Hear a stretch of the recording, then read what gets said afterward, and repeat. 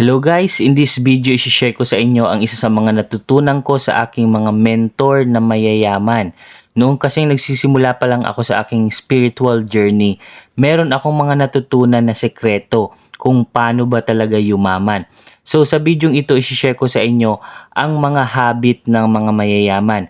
Ang impormasyon pong malalaman nyo sa video ito ay galing po mismo sa mga naging mentor ko na sobrang yaman. I-share ko po dito ang kanilang personal na experience na ginagawa nila sa kanilang mga bahay, sa loob ng kanilang mga pamamahay. Meron po kasing mga ritual or routine silang ginagawa sa loob ng kanilang buhay. So, i-share ko po yan sa video ito. Tapusin nyo lamang po ang video ito hanggang sa dulo para malaman nyo ang mga sikretong ito. Ang mga bidyong mapapanood mo dito ay naglalaman ng mga importanteng impormasyon. Ito ay tungkol sa future consciousness ng humanity, mga batas ng pagyaman o universal laws, mga pampaswerte, sikreto ng pagyaman. Paalala lamang, ang lahat ng ito ay base sa aking naging spiritual journey. Ang mga ito ay gabay lamang. Tanging Diyos pa rin ang nakakaalam ng lahat para sa atin. So sa video ito guys, isi-share ko sa inyo ang napaka-importanting impormasyon. Isa to sa mga impormasyon na nakalap ko sa mga mentor ko na sobrang yaman. Nakapasok na rin ako sa mga bahay na mga mentor kong sobrang yayaman. Meron silang dalawang advice na binigay sa akin.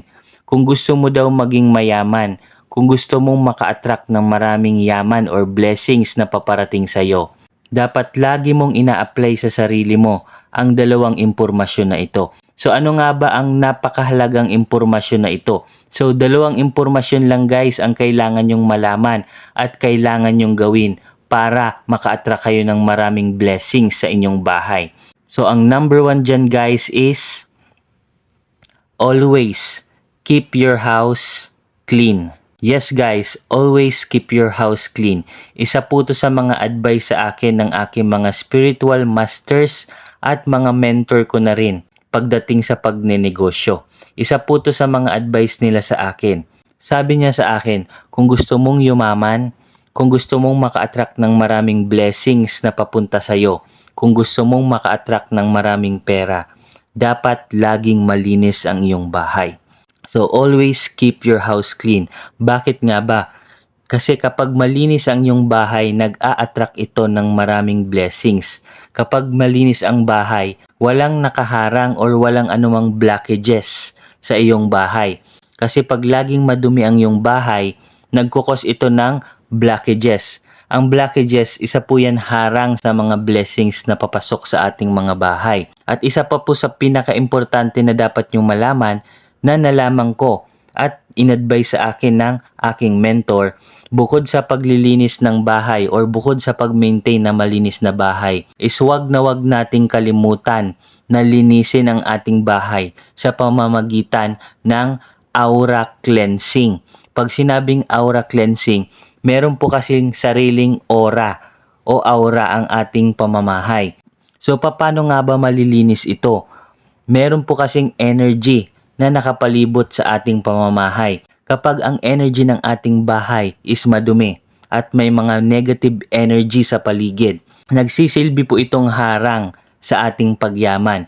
Nagsisilbi po itong malaking harang sa mga blessings na papasok dapat sa ating pamamahay at sa ating mga negosyo, kung kayo ay may mga negosyo dyan. So ano nga ba ang aura cleansing na ito sa loob ng pamamahay? So ito yung tinatawag na incense cleansing. Pag sinabing incense cleansing, kailangan gumamit tayo ng incense or insenso.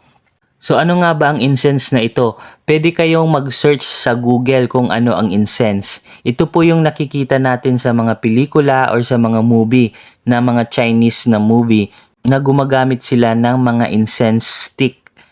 Kung nakita yung mga movie sa meditation or documentary sa mga pelikula or video, makikita nyo to, mga incense na ginagamit ng mga Chinese.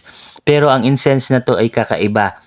Kailangan nyong gamitin is yung incense na pang-cleanse ng aura ng bahay. Ito po yung tinatawag na sage incense.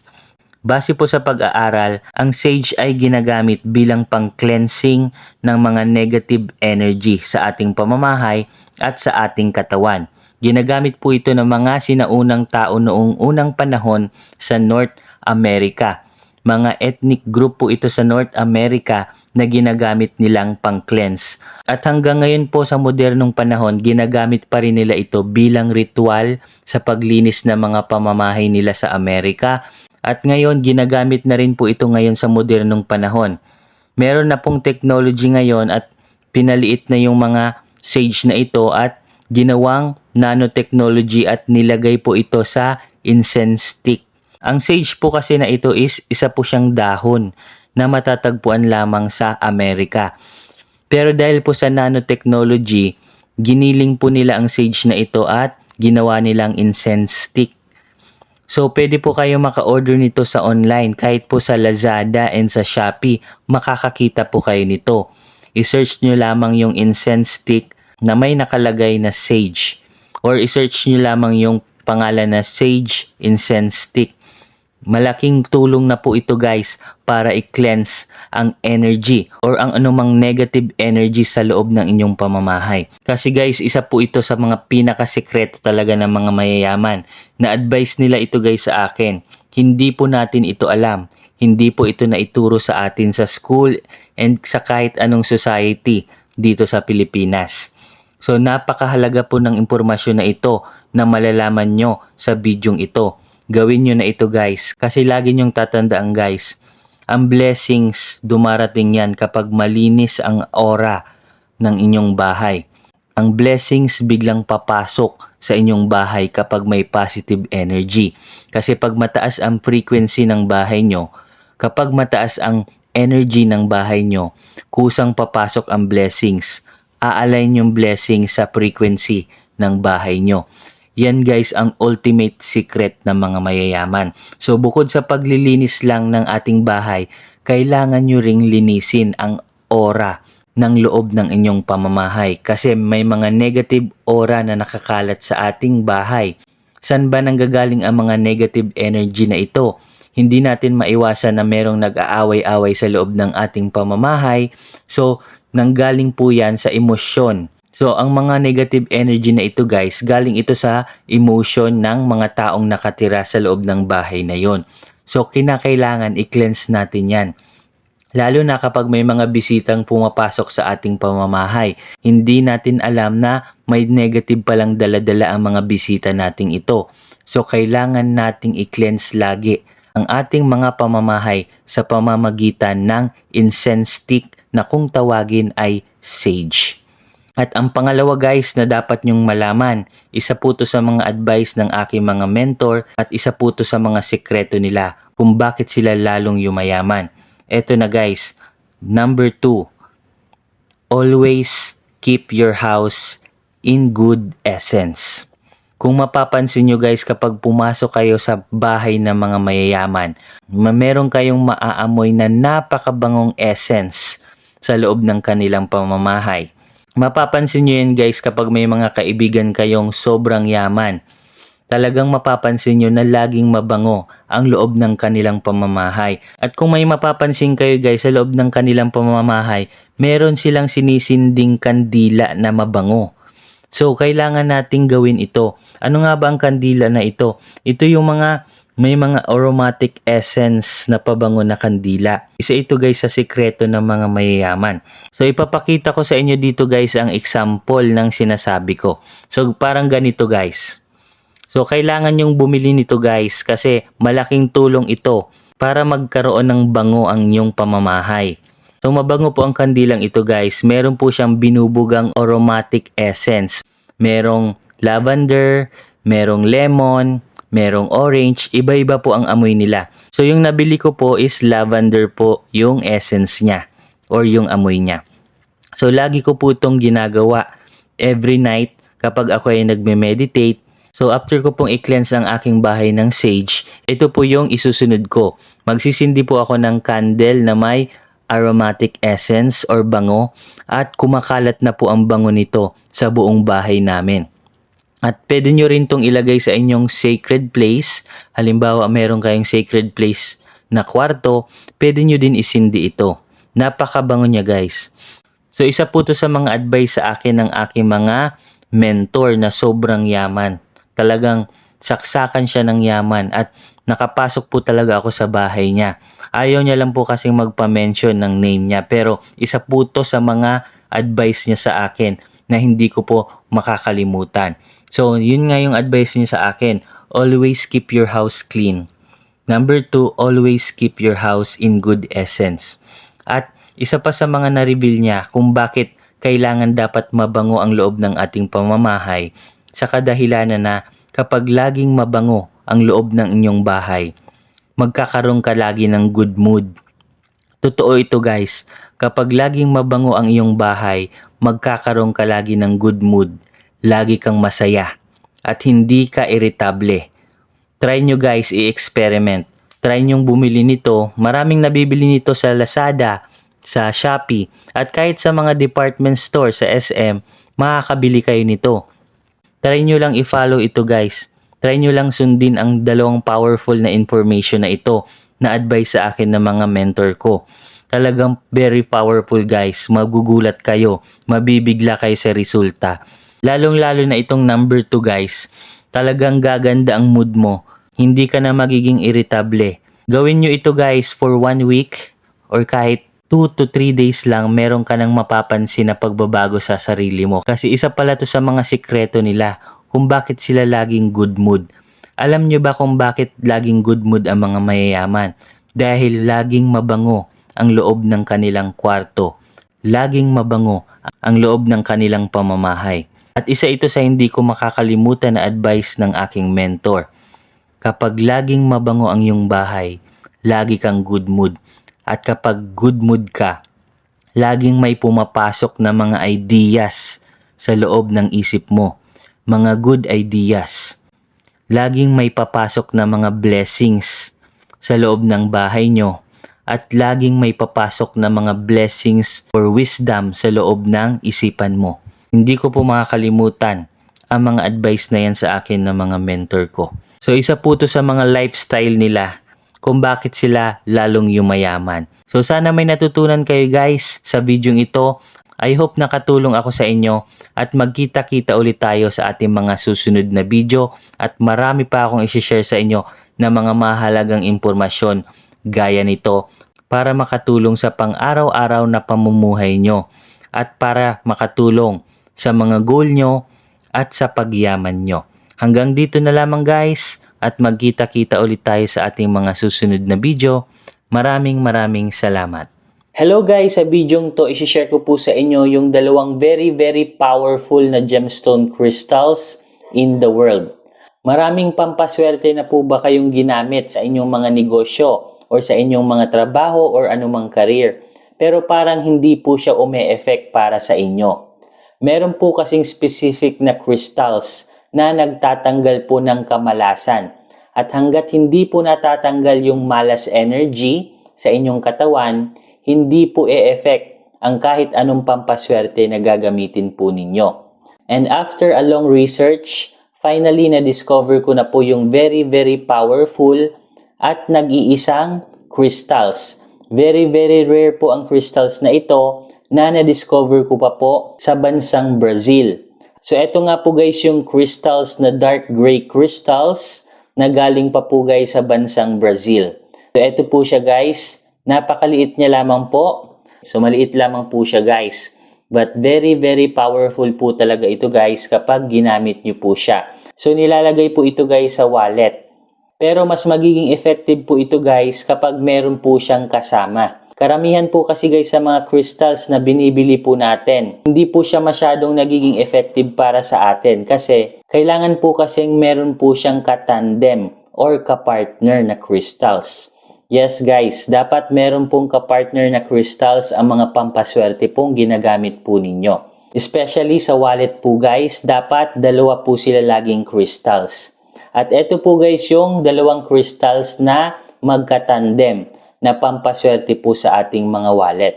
So ito po guys, pangalawang crystals.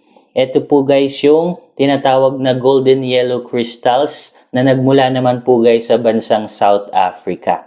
So ito guys, maliit din po siyang crystals kung saan nakadesign po ang dalawang crystals na ito sa ating mga wallet. Kaya po siya maliit lang.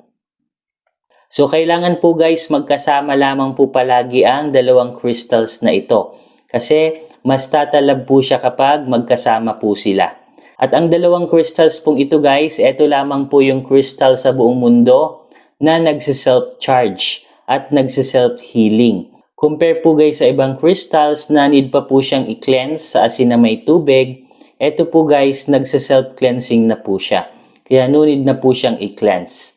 At kapag pinagsama nyo po ito guys, nagkikreate po siya ng very very powerful cleansing energy at nagmamagnet po siya ng yaman papunta po sa atin. Especially kung meron po kayong mga negosyo. Kung meron naman po kayong mga trabaho, nagdadala po ito guys ng swerte at promotion. Especially kung matagal na po kayong nag-work sa inyong mga trabaho. At ang kagandahan po nito guys kasi lifetime na pampaswerte na po siya. Hindi po tulad sa ibang pampaswerte na tumatalab lamang po sa loob lamang ng isang taon. Ito po guys, lifetime na pampaswerte na po siya guys. Pwede nyo po ito guys ipamana sa inyong mga anak or sa inyong mga apo. So ano nga ba ang specialty ng gemstone crystals na ito compare sa iba? Ito lamang po kasi guys yung nag-iisang cleansing crystals sa buong mundo. Siya lamang po ang nag-iisang crystals na nagtatanggal po ng karma. Yes guys, meron po kasi tayong tinatawag na karma. At iba't ibang klaseng karma po ang meron tayo. Meron po tayong personal karma, meron din po tayong spiritual blockages karma, and then meron din po tayong ancestral karma. So iba't ibang klase po guys ang karma. Kaya dapat guys, be careful po kayo guys sa mga gemstone crystals na binibili po ninyo. At ang kagandahan po nito guys, meron po kaming available po nito na 100 set or 100 pieces po. So napakamaswerte nyo po guys kapag nakapag-avail po kayo nito guys sa amin. And good news kasi mag-o-open po kami guys ng 100 set po nito sa mga willing pong mag-order ng very very powerful gemstone crystals na ito na nag-cleanse ng karma at ang crystals na tumatawag po ng yaman. So mag-open po kami ng 100 slot or 100 set po nito para po sa inyo. Bahala na lamang po kayo guys mag-unahan. So paano po ba gamitin ang crystals na ito? Ilalagay nyo lamang po ito guys sa maliit na pouch gaya po nito. So ang kagandahan po nito kasi kapag nakapag-order po kayo nito sa amin, meron na po siyang kasamang plastic pouch. So ready na po siya. So ilalagay nyo na lamang po siya sa inyong mga wallet. So itatabi nyo lamang po siya sa inyong pera. Dito po sa loob ng wallet, ganyan po guys. And then kahit saan po kayo pumunta, dapat lagi lang pong nasa loob ng wallet po ninyo ang gemstone crystals na ito. At talagang magugulat po talaga kayo sa sunod-sunod na swerte at kaperahan na darating po sa inyo kapag meron po kayong ganitong klaseng crystals. So sa mga interesado po mag-order po, meron po tayong 100 pieces or 100 set po nito na available. So bahala na po kayo mag-unahan. Ilalagay ko po yung phone number sa video ito. At maglalagay din po ako guys ng link po namin ng aming Shopee store sa video ito. Ilalagay ko po siya sa comment section. Pwede rin po kayong tumawag or mag-text po sa amin. At kung isa po kayo sa mga humahataw sa inyong mga negosyo pero wala pa rin pong nangyayari. Humahataw po kayo sa inyong mga career, sa inyong mga trabaho, pero mailap pa rin po yung swerte. So eto na po guys yung solusyon. So napakamaswerte po nung unang 100 na makakakuha po nito sa amin. Kasi matagal ko pong ni-research ang gemstone crystals na ito at talagang finally nahanap po namin siya. At proven and tested guys, tinest po muna namin ito sa aming sarili. At talagang nabigla po kami sa naging resulta po nito sa aming buhay. Hindi po biro ang ganitong klaseng crystals guys. At talagang bibihira lamang po ito guys sa buong mundo. So hanggang dito na lamang guys. Good luck po sa mga makakapag-order po nito. At kinocongratulate ko na po kayo in advance. dahil talagang maraming swerte at kaperahan at good news ang darating po sa inyo kapag meron po kayo nito. Hanggang dito na lamang po. God bless.